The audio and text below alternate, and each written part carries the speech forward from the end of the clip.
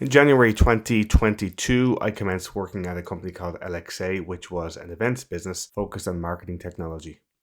My remit was to reposition LXA as an education business with a focus on building meaningful learning into events and also authoring e-learning programs. Initially, my broad research area was to develop a toolkit for L&D leaders to facilitate collaboration and innovation through collaborative learning events. And so my tentative research question was, how can I develop a toolkit for running events that facilitate meaningful learning and collaboration? In hindsight, my research topic was still too broad, as I was thinking of events as conferences and workshops and hackathons. So since then, I got involved with EduHack, and I contributed to and edited the EduHack toolkit.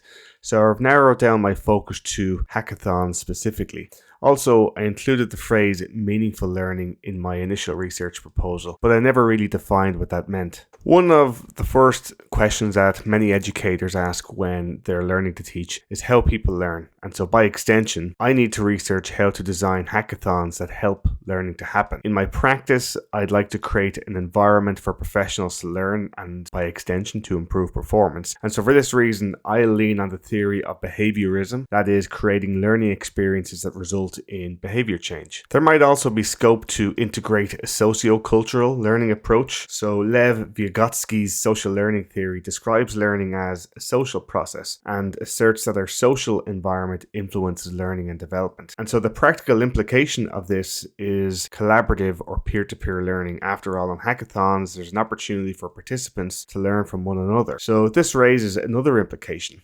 Social learning also relates to Jerome Bruner's social constructivism theory, which states that people develop their learning by doing. And so for hackathons, participants have the opportunity for experiential learning, wherein the learner undergoes what Lewis and Williams call an intentional process of active experimentation, experienced action, and reflective thought to develop new knowledge and skills.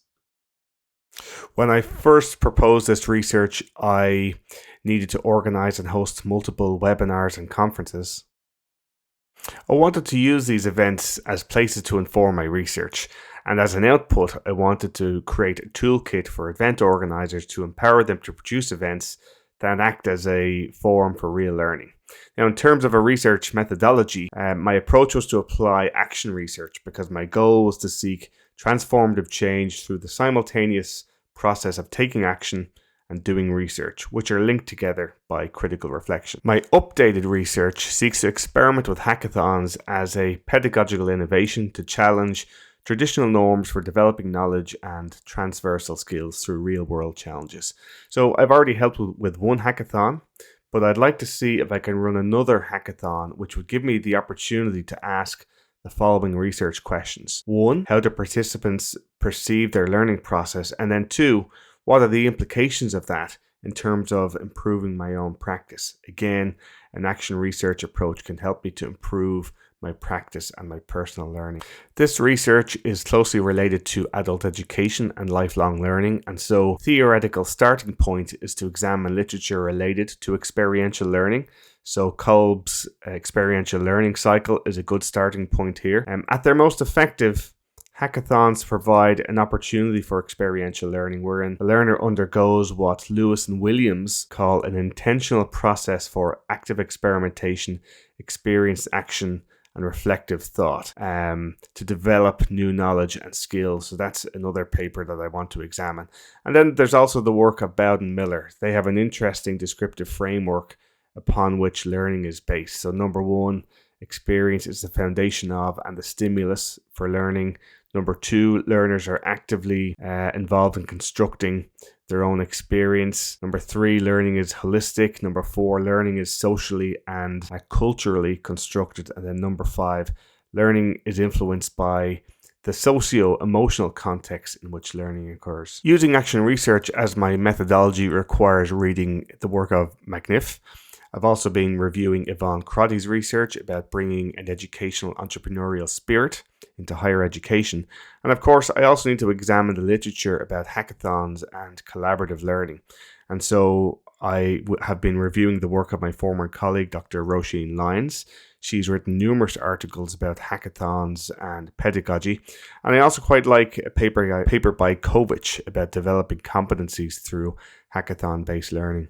For this research, the ontological position departed from is constructivism. Multiple social realities are seen as different perceptions of learning that can be experienced by participants of hackathons. And so I'd like to investigate and analyze different perceptions of learning process experienced by those participants. Participants in the study will include the hackathon participants, of course, colleagues and speakers. To determine the efficacy of my research, I will utilize qualitative and quantitative research data. So for hackathon attendees, it makes sense to utilize semi-structured interviews and then to combine those with a quantitative survey method. The goal of this research will be to deepen my understanding of educational practice and to produce a toolkit that can be used to run educational hackathons that act as a forum for human learning, real human learning, mutual inspiration, and flourishing. And based on this research, I would love to produce a hackathon toolkit, including a playbook, series of frameworks, and some canvases. And so that is my tentative research proposal. Any sort of feedback and critique is, of course, welcome.